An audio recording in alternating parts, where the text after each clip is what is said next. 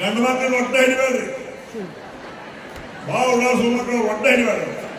ಪ್ರತಿಯವರಿಗೂ ಈ ಕಮಿಟಿಯ ಸತ್ಕಾರ, ಹಾಗೇನೆ ಧರ್ಮಾನುರಾಗಿ ಶಿಕ್ಷಣದ ಕ್ರಾಂತಿಯನ್ನು ಮಾಡಿರತಕ್ಕಂಥ ಹುಕ್ಕೇರಿ ಭಾಗದಲ್ಲಿ ಮಾವಿ ನೆಲಜಿಗೆಯವರಿಗೂ ಕೂಡ ಕಮಿಟಿಯ ಸತ್ಕಾರ, ಹಾಗೇನೆ ವೇದಿಕೆಯನ್ನು ಹಂಚಿಕೊಂಡಿರುವ DS ನಾಯ್ಕ್ ಸಾಹೇಬರಿಗೂ ಕೂಡ ಈ ಕಮಿಟಿಯ ಗೌರವದ ಸತ್ಕಾರವನ್ನು ನೆರವೇರಿಸಿಕೊಳ್ಬೇಕಾಗಿ ವಿನಂತಿ.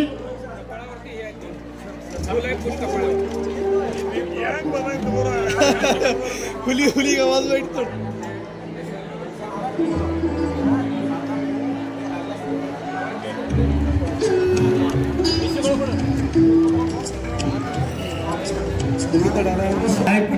ಮಾಡ್ರಿ. ನಮ್ಮ ಆಗೈತ್ರಿ ಅವರು ಮಾಜಿ MP ಅವರು 2 ನಿಮಿಷ ತಮ್ಮ ಧರ್ಮದ ಉದ್ಬೋಧನೆ ಮಾಡಬೇಕು. ಅವರಾದ ನಂತರ ನಮ್ಮ ವೀರ್ ಕುಮಾರ್ ಪಾಟೀಲ್ ಅವರು ಮಾಡಬೇಕು. ಮೈ ಕೊಡಿ, ಪೈಲೆ ಮೈ ಕೊಡಿ, ಆ ಕಡೆ ಈ ಮೈ.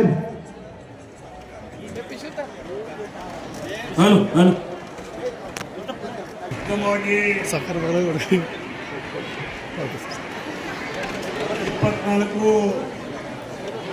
ತೀರ್ಥಂಕರಲ್ಲಿ ಅನಂತ ಕೋಟಿ ಪ್ರಣಾಮ ಸಲ್ಲಿಸಿ ಇವತ್ತಿನ ದಿವಸ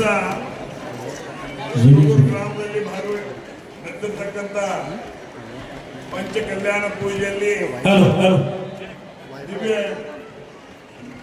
ದಿವ್ಯ ಸಾನ್ನಿಧ್ಯವನ್ನು ವಹಿಸಿರ್ತಕ್ಕಂಥ ಮಹಾರಾಜರಲ್ಲಿ ಅನಂತ ಕೋಟಿ ಪ್ರಣಾಮ ಸಲ್ಲಿಸಿ, ಮಾತೆಯರಲ್ಲಿ ಅನಂತ ಕೋಟಿ ಪ್ರಣಾಮ ಸಲ್ಲಿಸಿ ಈ ಕಾರ್ಯಕ್ರಮದಲ್ಲಿ ಭಾಗವಹಿಸಿರ್ತಕ್ಕಂಥ ಯಾವತ್ತು ರಾಯಬಾಗ್ ತಾಲೂಕು ಇವತ್ತು ಶಿರೂರು ಗ್ರಾಮದವರು ಅಥವಾ ರಾಯಬಾಗ್ ತಾಲೂಕಿನ ಅಥವಾ ಬೆಳಗಾವಿ ಜಿಲ್ಲೆ ಯಾವತ್ತು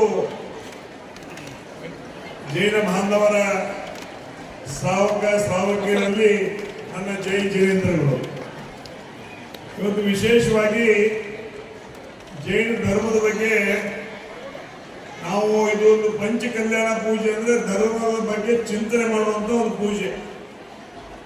ಈಗ ಧರ್ಮ ಮೊದಲು ನಮಗೆ ಹೆಂಗಿತ್ತು, ಈಗ ಹೆಂಗೈತಿ, ಮೊದಲು ಎಷ್ಟು ಜನ ವಾಸ ಮಾಡ್ತಿದ್ರು, ಈಗ ಎಷ್ಟು ಮಂದಿ ವಾಸ ಮಾಡಾಕತ್ತಾರು, ಅವಾಗ ಎಷ್ಟು ಆರಾಮ್ ಹೆಣ್ಣು ಸಿಗ್ತಿದ್ದು, ಈಗ ಎಷ್ಟು ಹೆಣ್ಣು ಸಿಗ್ಬೇಕಾದ್ರೆ ಹೆಣ್ಣು ದುಡ್ಯಾಗತ್ತೈತಿ.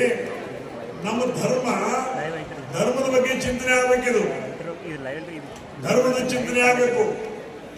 40 ವರ್ಷಗಳ ಹಿಂದೆ ಇದ್ದಂತ ಧರ್ಮ ಮತ್ತು ಇವತ್ತಿದ್ದಂತ ಧರ್ಮ ಯಾವ ರೀತಿಯಾಗಿ ಬೆಳೆದು ಬಂದಿದೆ ಅನ್ನೋದ್ರ ಬಗ್ಗೆ ಚಿಂತನೆ ಆಗ್ಬೇಕು.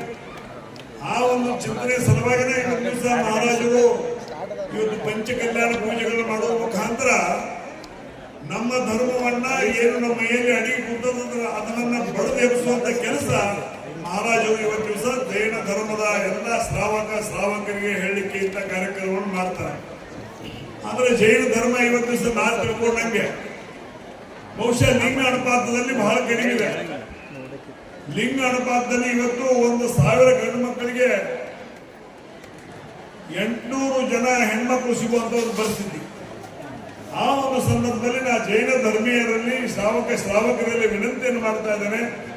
ಜನಸಂಖ್ಯೆ ಇದ್ರೇ ನಮ್ಮ ಧರ್ಮ ಇದ್ರೇ ನಮ್ಮ ಜನಸಂಖ್ಯೆ.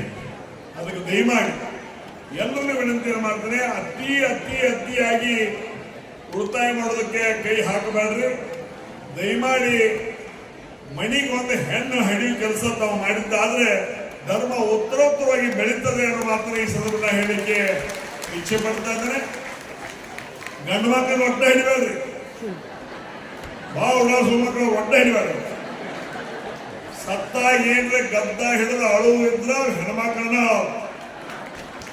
ಅವ್ವ ಅಪ್ಪಗೆ ನಾಳೆ ಏನು ತೊಂದ್ರೆ ಬಂದ್ರೆ ತನ್ನ ಗಂಡನ ಮನೆಗೋ ತವ್ರ ಮನೆಗೋ ಬಂದು ನಮ್ಮ ಅವ್ವ ಅಪ್ಪನ ಸೇವಾ ಮಾಡೋರನ್ನ ಹೆಣ್ಮಕ್ಳು. ಇಲ್ಲೇನಿರ್ತಾರೆ ಈ ಮೊಬೈಲ್ ಹಿಡ್ಕೊಂಡು ಇವಾಗ ಗಂಡು ಮಕ್ಕಳು ಆದ್ರೆ ಮೊದಲಿನ ಪರಿಸ್ಥಿತಿ ನೀವ್ಯಾಕೆ ಹಿಡಿಬಾರ್ದು ನನಗೂ ಹೋಗ್ತೈತಿ. ಜೈನರು ಜನ್ಮಿಷ್ಟ್ರು ರೊಕ್ಕ ಒಂದು ಹೆಣ್ಣು ಹಡಿದ್ರೆ 10 ಲಕ್ಷ ರೂಪಾಯಿ ಹೋಗ್ತಾ ಹೋಗ್ತೀರಿ ನೀವು. ಆದ್ರೆ ಈಗ ಪರಿಸ್ಥಿತಿ ಹಂಗಿಲ್ಲ. ಒಮ್ಮೆ ಹೆಣ್ಣು ಹಡಿದ್ರೆ ತಿರುಗಿ 10 ಲಕ್ಷ ಕೊಟ್ಟು ಮದುವೆ ಮಾಡ್ಕೊಂಡು ಹೋಗಕ್ಕೆ ನಂಬರ್ ಹಚ್ಚೈತಿ ಮಂದಿ. ಅದರ ಸಲುವಾಗಿ ಹೆಣ್ಣು ಹಿಡಿರಿ ಅನ್ನುವಂಥ ಮಾತನ್ನ ಈ ಸಂದರ್ಭದಲ್ಲಿ ನಾ ಎಲ್ಲ ಶ್ರಾವಕರಲ್ಲಿ ವಿನಂತಿಯನ್ನು ಮಾಡ್ತಾ ಇದ್ದೀನಿ. ಇವತ್ತು ಈ ಒಂದು ಸಭೆ ಮುಖಾಂತರ ನಾವು ಮಾನ್ಯ ಮಹಾರಾಜರು ನನಗೆ ಸಾಲಾಪುರದಲ್ಲಿ ಭೇಟಿಯಾದಾಗ ಮಹಾರಾಜರು ವಿನಂತಿಯನ್ನು ನೀವೇನು ಆಹಾರಕ್ಕಂತ ಮುಂಜಾನೆ ಹೋಗ್ತೀರಿ, ಯಾರ ಮನೆಯಾಗ ಹೆಣ್ಣು ಹಡುತ್ತಾರೋ ಅವ್ರ ಮನೆಗಟ್ಟ ಹೋಗ್ರಿ, ಇಲ್ಲದ್ದು ಆ ಮನೆಗೆ ಆಹಾರಕ್ಕನ ಹೋಗ್ರಿ ಅಂತ ಹೇಳಿದನ್ನ. ಯಾವ ಮನೆಯಾಗ ಹೆಣ್ಣು ಹಡುತ್ತಾರೋ ಆ ಮನೆಗಷ್ಟ ಆಹಾರಕ್ಕೆ ಹೋಗ್ರಿ, ಇಲ್ಲದ್ದು ಆ ಮನೆಗೆ ಆಹಾರಕ್ಕೆ ಹೋಗ್ಬೇಡ್ರಿ ಅನ್ನೋ ಮಾತನ್ನು ಅವ್ರು ಹೇಳಿದ್ರು. ಅವ್ರು ಏನಂತ ಗೊತ್ತಿಲ್ಲ, ಬಟ್ ನನಗೆ ತಿಳಿದನ್ನ ಹೇಳಿದರು. ಆದ್ರೆ ಇವತ್ತು ಈ ಸಮಾಜ ಉಳಿಬೇಕು. ಎಷ್ಟೋ ಸಾವಿರ ವರ್ಷ ಕಾಲಗಳಿಂದ ಬಂದಿರತಕ್ಕಂಥ ಒಂದು ಇತಿಹಾಸ ಉಳ್ಳಂತ ಚೋಳರು, ರಾಷ್ಟ್ರಕೂಟರು, ಗಂಗರು, ಕದಂಬರು, ಬಹಳ ಜನ ಇವತ್ತು ಈ ದಕ್ಷಿಣ ಭಾರತವನ್ನು ಆಳಿರ್ತಕ್ಕಂಥ ಜೈನ ಸಮಾಜ ಅಫ್ಘಾನಿಸ್ತಾನದವರೆಗೆ ತನ್ನದೇ ಆಗಿರ್ತಕ್ಕಂಥ ಒಂದು ಭರತ ಖಂಡವನ್ನು ಆಳಿರ್ತಕ್ಕಂಥ ಯಾರ ಧರ್ಮಕ್ಕೆ ಇವತ್ತು ಶ್ರೇಯ ಸಲ್ತಿದ್ರೆ ಅದು ಜೈನ ಧರ್ಮಕ್ಕೆ ಸಲ್ತಿದೆ ಅನ್ನೋದು ಮಾತ್ರ ಹೇಳಿಕೆ ನಾನು ಇಚ್ಛೆ ಪಡ್ತಾ ಇದ್ದೇನೆ. ಆ ನಿಟ್ಟಿನಲ್ಲಿ ಈ ಧರ್ಮ ಉಳಿಬೇಕು, ಬೆಳಿಬೇಕು. ಇವತ್ತು ಅಹಿಂಸಾ ಅಂದ್ರೆ ನಾನು ಓದಿದ ಪ್ರಕಾರ ಮನುಷ್ಯನಲ್ಲಿಯೂ ಸಹಿತ ಹಿಂಸಾತ್ಮಕ ವಿಚಾರಗಳು ಬರಬಾರ್ದು. ಒಂದು ವೇಳೆ ಮನುಷ್ಯನಲ್ಲಿ ಹಿಂಸಾತ್ಮಕ ವಿಚಾರ ಬಂದ್ರೆ ನೀವು ಜೈನರಲ್ಲ. ಇನ್ನೊಬ್ರಿಗೆ ಕೆಟ್ಟ ಬಯಸುದು ನಮ್ಮ ಧರ್ಮದ ಕಾಯಕ ಅಲ್ಲ, ಇನ್ನೊಬ್ರಿಗೆ ಒಳ್ಳೆ ಬಯಸುದು ನಮ್ಮ ಕಾಯಕ. ಇನ್ನೊಮ್ಮೆ ಸುಪ್ರೀಂ ಕೋರ್ಟ್ನಾಗ ಒಂದು ಕೇಸ್ ಇತ್ತು, ಈ ಸಲ್ಲೇಖನ ವೃತ್ತ ತಗೊಂಡ್ರೆ ಅದಕ್ಕೆ ಆತ್ಮಹತ್ಯೆ ಅನ್ನುವಂಥ ವಿಷಯದ ಬಗ್ಗೆ ಚರ್ಚೆ ಸಲುವಾಗಿ ಒಬ್ಬರು ಯಾರು ಸುಪ್ರೀಂ ಕೋರ್ಟ್ ಹೋಗಿದ್ರು. ಆ ಸಂದರ್ಭದಲ್ಲಿ ನಾನು ವ್ಯಾಖ್ಯಾನ ಮಾಡಿದ್ದೆ. ಯಾಕಂದ್ರೆ ನಾ ಜೈನ ಧರ್ಮದಲ್ಲಿ, ಲಿಂಗಾಯತ ಧರ್ಮದಲ್ಲಿ ಹುಟ್ಟಿರ್ಬೇಕು, ಆದ್ರೆ ನಾ ಬೆಳೆದದ್ದು ಜೈನ ಧರ್ಮದಲ್ಲಿ.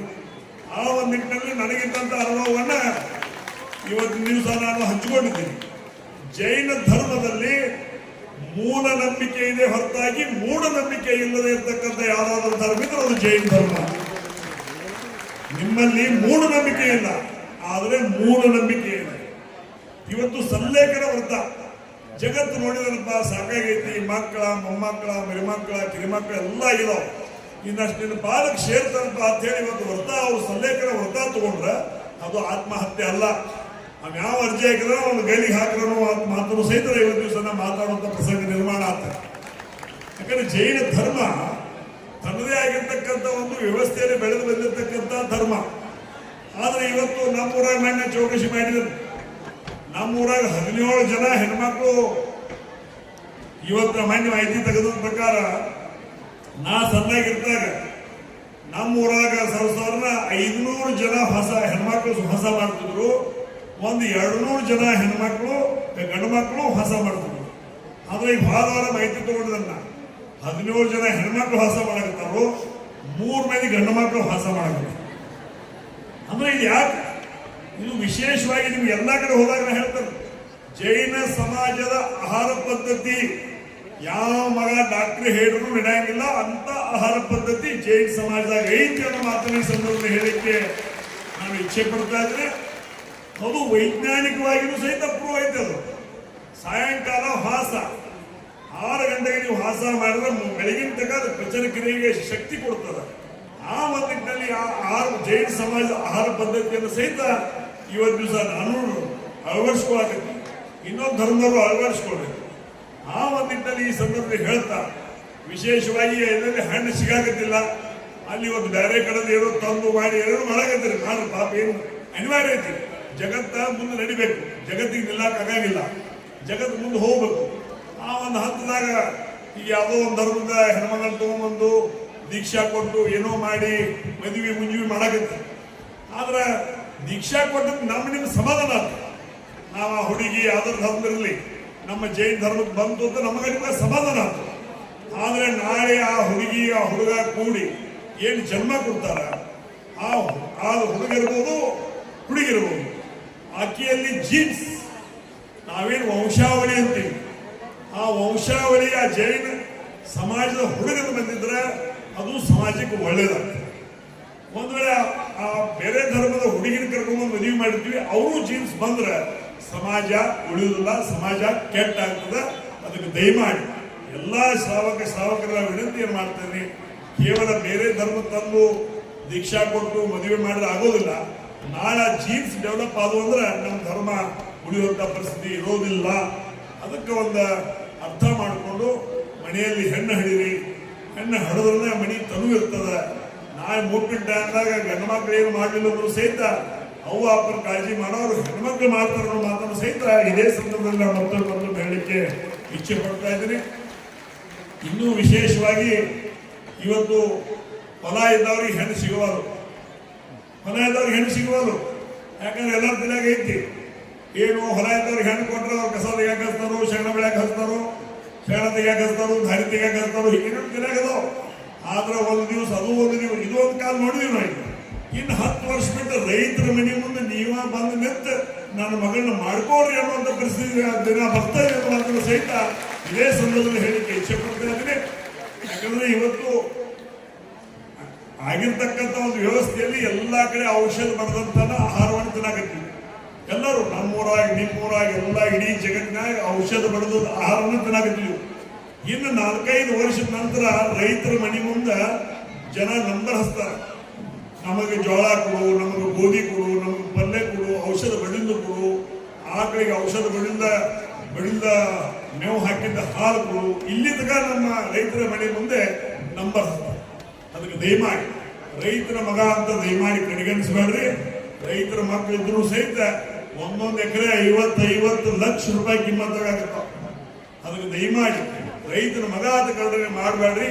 ಇಡೀ ದೇಶಕ್ಕೆ ಒಟ್ಟಿಗೆ ಹಾಕೋ ರೈತ, ಅವನ ಮನೆ ಸುಖವಾಗಿದ್ರೆ ದೇಶ ಸುಖವಾಗಿರ್ತದ. ಆ ನಿಟ್ಟಿನಲ್ಲಿ ರೈತರ ಮನೆ ಕೊಟ್ರ ದಾರಿ ತೆಗಿಯಾಕಸ್ತಾರೋ, ಕಬ್ಬಿನಾಗ ಕಳಿಗೆ ಹಾಕಿಸ್ತಾರೋ, ಶಗಣ ತೆಗಿಯಾಕಸ್ತಾರೋ ಅನ್ನೋಂಥ ಭಾವನೆಯನ್ನು ಬಿಡ್ರಿ. ಕೈ ಕೆಸರಾದರೆ ಬಾಯ ಮೊಸರು ಅನ್ನುವಂಥ ದೃಷ್ಟಿಯಲ್ಲಿ ನಮ್ಮ ಮಕ್ಕಳು, ನಮ್ಮ ಮೊಮ್ಮಕ್ಕಳು, ಬರಿಮಕ್ಕಳು, ಯಾಕಂದ್ರೆ ಜೈಲ್ ಮನ್ಯಾಗ ಹೈನ್ ಭಾಳ ಇರ್ತದೆ, ಹೈನ್ ಇದ್ದವ್ರಿಗೆ. ಈಗ ನಾವು ಸಣ್ಣಾಗಿದ್ದಾಗ ಹೆಣ್ಣು ಕೊಡ್ಬೇಕಾದ್ರೆ ನಿಮ್ಮ ಮನ್ಯಾಗ ದಗೋ ಇಟ್ಟದವ್ ಕೇಳ್ತಿರು, ಆಕಳ ಇಟ್ಟದೋ ಎಮ್ಮೆ ಇಟ್ಟದೋ ಕೇಳಿ ಹೆಣ್ಣು ಕೊಡ್ತಿರು. ಯಾಕಂದ್ರೆ ಮಕ್ಕಳು ಮೊಮ್ಮಕ್ಕಳಿಗೆ ಹೈನ್ ಇರ್ತೈತಿ. ಈಗ ಮನ್ಯಾಗ ಹೋಗಿ ಈಗಿನ ನೋಡು ಮಂದಿ ದನಗಳು ಅದಾವ ಅಂದ್ರೆ ನಿಮ್ಮ ಮನೆ ಕಡೆ ಬರುವುದಿಲ್ಲ, ಹೆಣ್ಣು ಕೊಡಾಕ ಬರುದಿಲ್ಲ, ಮಾತುಕತೆಗೂ ಬರುದಿಲ್ಲ. ಮತ್ತೆ ಇದ್ದಿದ್ದಾಗ ಮತ್ತೊಂದು ಚಾಲು ಮಾಡಿದಾರೆ. ಏನ್ ಮಾಡಿದರು? ಅವ್ವ ಅಪ್ಪ ಅದಾರೋ ಎನ್ಸಿದ್ದಾರೆ, ಅದು ಬಂದಾನೆ. ಅಂದ್ರೆ ಈ ಪರಿಸ್ಥಿತಿ, ಇಂಥ ಪರಿಸ್ಥಿತಿ, ಕೈ ಮೀರಿದಂತ ಪರಿಸ್ಥಿತಿ ಬಂದಾಗ ನಾವು ಅನಿವಾರ್ಯವಾಗಿ ಮಹಾರಾಜರು ಪಂಚಕಲ್ಯಾಣ ಪೂಜೆ ಮಾಡೋದ್ರ ಮುಖಾಂತರ ಸಮಾಜನ ಒಂದು ಕಡೆ ಕೂಡಿಸಿ ನಾವೇನು ತಪ್ಪಾಗತ್ತೀವಿ, ಏನು ಸರಿ ಮಾಡ್ಕೊಳ್ಬೇಕು ಅನ್ನೋದ್ರ ಬಗ್ಗೆ ಜ್ಞಾನಾರ್ಜನೆ ಮಾಡುವಂತ ಕೆಲಸ ಮಹಾರಾಜರ ಮುಖಾಂತರ, ಮಹಾಮಾತೆಯ ಮುಖಾಂತರ ನಡೀತಾ ಇದೆ.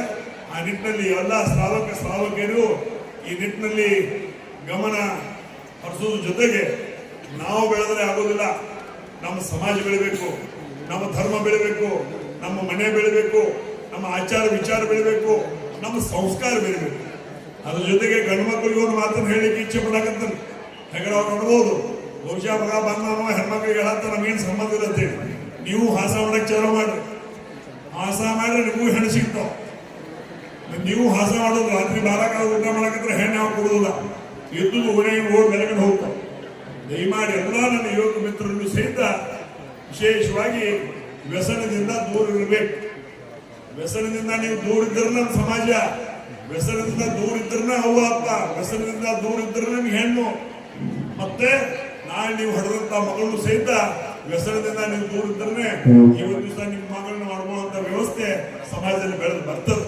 ಅದಕ್ಕೆ ದಯಮಾಡಿ ಆ ದುಶ್ಚಟಗಳಿಂದ ದೂರ ಬಂದು ಒಳ್ಳೆಯವರಾಗಿ ಸಮಾಜಮುಖಿಯಾಗಿ ಎಲ್ಲರೂ ಕೂಡಿ, ಗಂಡು ಹೆಣ್ಣು ಕೂಡಿ ಸಮಾಜದಲ್ಲಿರ್ತಕ್ಕಂಥ ಲಿಂಗ ಅನುಪಾತವನ್ನು ಸರಿದೂಗಿಸುವ ಜೊತೆಗೆ ಈ ಸಮಾಜವನ್ನು ಉಳಿಸಿ ಬೆಳೆಸುವಂತ ಕೆಲಸ ನಿಮ್ಮೆಲ್ಲ ಜವಾಬ್ದಾರಿ ಆಗಿದೆ. ಕೇವಲ ಮಹಾರಾಜರು ಮಹಾಮಾತೆಯರ ಜವಾಬ್ದಾರಿ ಅಲ್ಲ, ನಿಮ್ಮೆಲ್ಲ ಜವಾಬ್ದಾರಿಗಳು ಸಹಿತ ಈ ಸಮಾಜವನ್ನು ಉಳಿಸಿ ಬೆಳೆಸೋದು ನಮ್ಮ ಕೆಲಸ ಅಂತ ಈ ಸಂದರ್ಭದಲ್ಲಿ ತಿಳ್ಕೊಂಡು ನಮ್ಮ ಈ ಒಂದು ಕಾರ್ಯಕ್ರಮದಲ್ಲಿ ತಾವೆಲ್ಲ ಭಾಗಿಯಾಗಿದ್ರೆ ಬಹಳ ಸಂತೋಷ ಆಯಿತು. ವಿಶೇಷವಾಗಿ ಹೆಣ್ಣು ಹಡಿರಿ ಅನ್ನುವಂತ ಬೇಕು, ಹೆಣ್ಣು ಹಡಿರಿ. ಇವತ್ತು ಸಮಾಜಕ್ಕೆ ಹೆಣ್ಣು ಬೇಕು, ನಮ್ಮ ದೇಶದ ಕಣ್ಣು. ಆ ದೃಷ್ಟಿಯಲ್ಲಿ ಇವತ್ತು ಮತ್ತೊಮ್ಮೆ ಎಲ್ಲ ಶ್ರಾವಕರಿಗೆ ವಿನಂತಿಯನ್ನು ಮಾಡ್ತಾ ಈ ಒಂದು ಕಾರ್ಯಕ್ರಮಕ್ಕೆ ನನ್ನನ್ನು 4 ವಿಚಾರಗಳನ್ನು ಹಂಚಿಕೊಳ್ಳಿಕ್ಕೆ ಅವಕಾಶ ಮಾಡಿಕೊಟ್ಟಿರ್ತಕ್ಕಂಥ ಈ ಕಾರ್ಯಕ್ರಮದ ಸಂಘಟಕರಿಗೂ, ಈ ಕಾರ್ಯಕ್ರಮದ ವೇದಿಕೆ ಮೇಲೆ ಆಸೀನಾಗಿರ್ತಕ್ಕಂಥ ಯಾವತ್ತೂ ಗಣ್ಯಮಾನ್ಯರಿಗೂ ಮತ್ತು ಈ ಕಾರ್ಯಕ್ರಮದಲ್ಲಿ ಭಾಗವಹಿಸಿರ್ತಕ್ಕಂಥ ಯಾವತ್ತೂ ಶ್ರಾವಕರು ಅಣ್ಣಕೂಡಿ ಪ್ರಣಾಮವನ್ನು ಸಲ್ಲಿಸಿ ನನ್ನ 4 ಶಬ್ದಗಳನ್ನು ಶ್ರೀಗಳ ಚರಣಕ್ಕೆ ಸಮರ್ಪಣೆ ಮಾಡ್ತಾರೆ. ಎಲ್ಲರಿಗೂ ಜೈ ಜಿನೇಂದ್ರಗಳು.